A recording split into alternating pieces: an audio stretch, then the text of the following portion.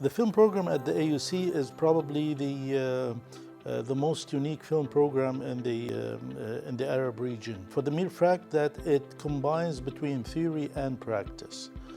The film program not only introduces students to how to use the camera, how to edit, how to direct, how to use special effects, and so on and so on.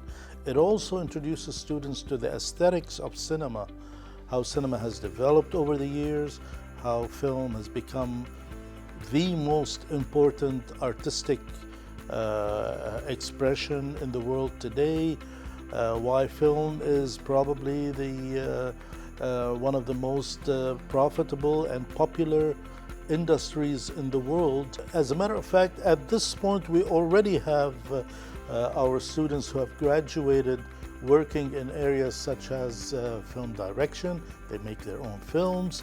They have been participating in all kinds of film festivals.